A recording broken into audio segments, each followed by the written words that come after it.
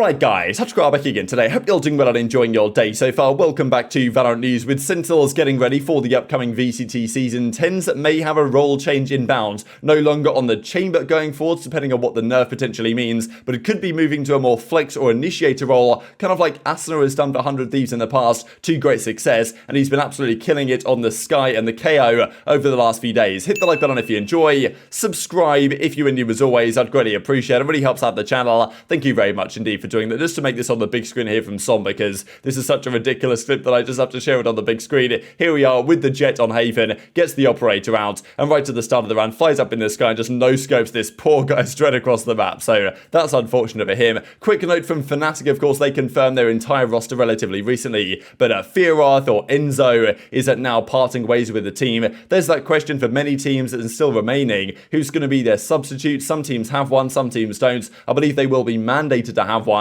but yeah, for now there's still plenty of time for the teams to figure that out. Thing to me is though that it's now December officially. We are into the last month of the year, and it's meant to be in 4 days time these online qualifiers for challenges begin, but still we have no announcement as to when that's going to be happening. So maybe December, maybe we'll get pushed back even further, but a lot of these teams have to get ready to go on that one because, well, their time is coming soon enough indeed, and Enzo might be potentially searching for options. And this is the difficulty, right? Because I'm kind of unsure why this has only been announced now. If they knew they weren't going to build around Enzo, I don't know, the teams obviously have their own ways of doing things, but if he was never going to be there in the first place, as of course he isn't, because they're building an entirely new team with you know, bringing in more talented players, you could well argue. I mean, they've built a pretty scary squad with Chronicle and Leo going forwards, but you know, with Enzo now stepping away, he's now looking to win in the franchise league or reach it through Ascension, so probably he's going to have to find a tier 2 team in challenges through Ascension, but you know, many teams will already have locked in their rosters now, right? This is the difficulty. Then announcing this so long after the roster was actually confirmed for Fnatic, now, you know, does Enzo have the opportunities that he would otherwise have? I don't know, probably can still be no problem, but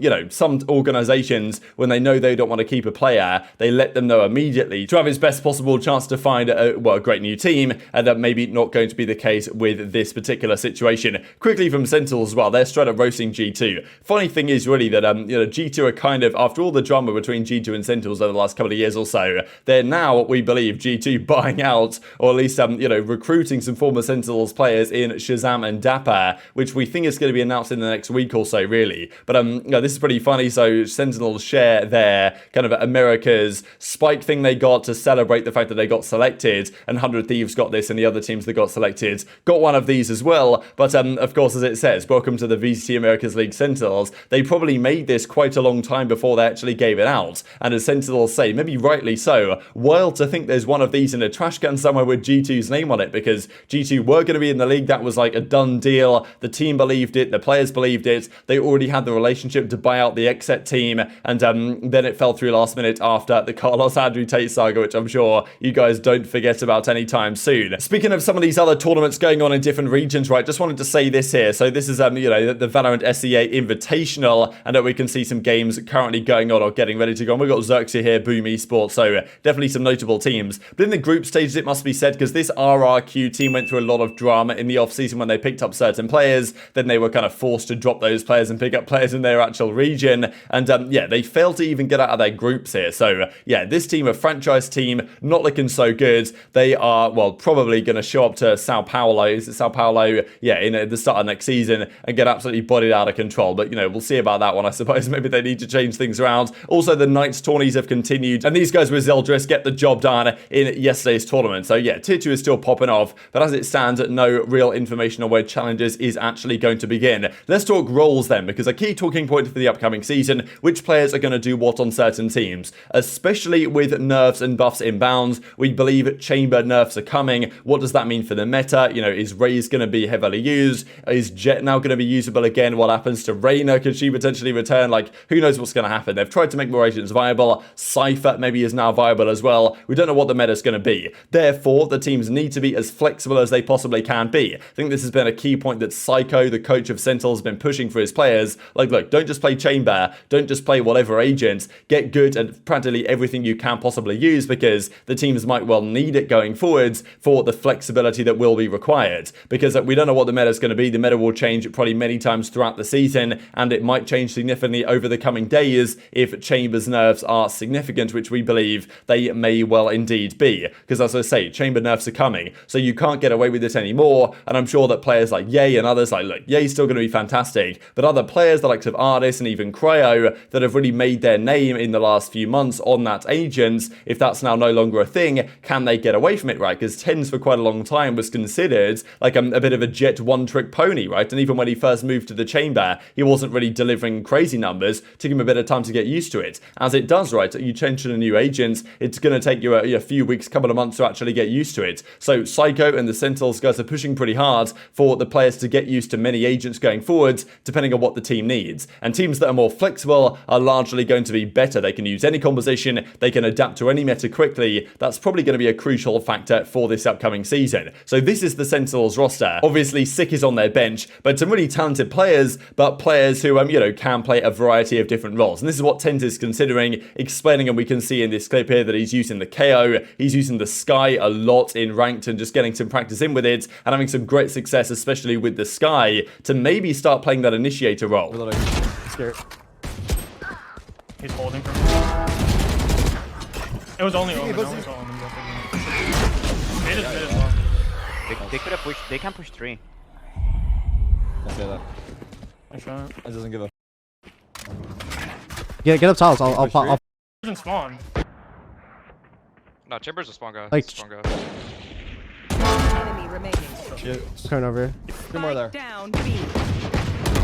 Last side, one right. Nice. One mid, Jet. Pushing mid. Alright. I don't see Chamber. Enemy remaining. Nice game. Let's go. Yeah, I was doing the monster cosplay. It was working.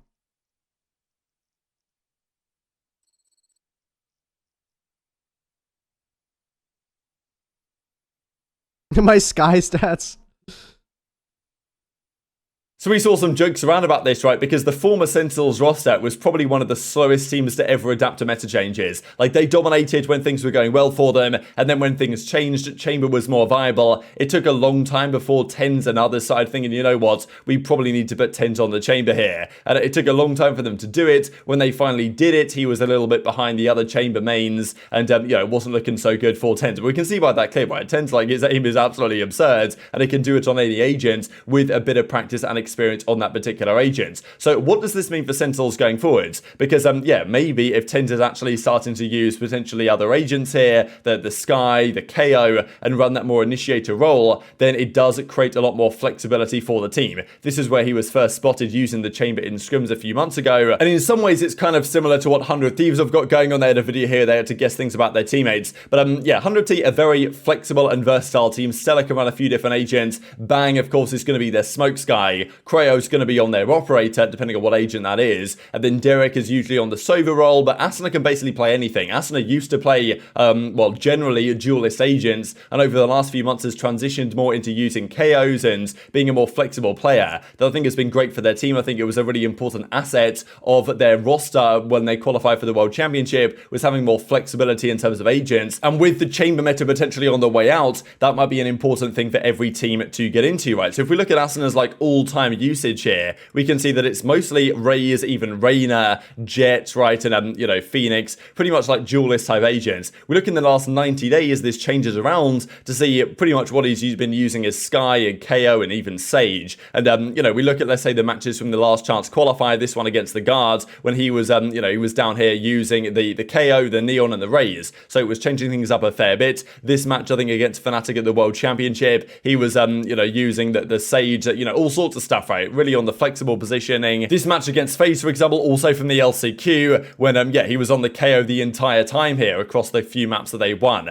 So that's kind of goes to show that additional flexibility that Asuna has gained within his playstyle has helped him be even more impactful than he already was within this roster. So maybe TenZ and the guys on Sentinels are thinking a similar thing, and I think it makes sense, right? If TenZ can be a more kind of versatile player, can run a flex if required, because who knows what's going to happen with Cryo, right? Just just because Crow's been this Chamber main for quite some time. Like, let's say Chamber's now no longer a thing. What does that mean for the operator? Or what's going to happen there? And then on Sentinels, you know, okay, TenZ might still be on the operator, but maybe another player could pick it up if TenZ is running a different role. There's many possibilities there, and I think just having a more flexible lineup is probably for the betterment of that roster going forwards. Just one quick thing to finish up with I thought was kind of interesting, just to mention from George Geddes, because I think this is quite a common kind of misconception, really, because it's not like he's been leaking any, you know, crazy stuff over the last few weeks. The issue is about this, really, is that, like, there's been many instances, as he describes, that, you know, if you do a report too early, it can actually affect the deal, because if things get leaked, then, you know, things can fall through and get kind of questionable between the two parties, and that's a problem in and of itself. And then in addition to that, you've then got to worry about actually getting it right, because this is the number one thing. If you're a reporter, you can't afford to get it wrong. Like, it's obviously better to be early, but if you're too early and you get it wrong, then, you know, that's bad for you, but it's also bad for the company that you write for. So that's kind of one of the issues here, really. And, you know, as he says, there's anonymous leakers that will leak this stuff and talk about it, and a lot of these guys that, you know, just leak stuff with no public face and image and stuff, they're not really doing it so much with the thought of the community in mind. It's more just, you know, for clout and clicks and stuff like this, which is understandable, but you know, that maybe explains why George Geddes hasn't been quite so quick to be reporting on some of these rumors over the last several weeks. But very much enjoyed your thoughts on all this stuff in the comment section below. Hit the like button if you enjoyed, subscribe if you're new, take care, and I'll see you next time.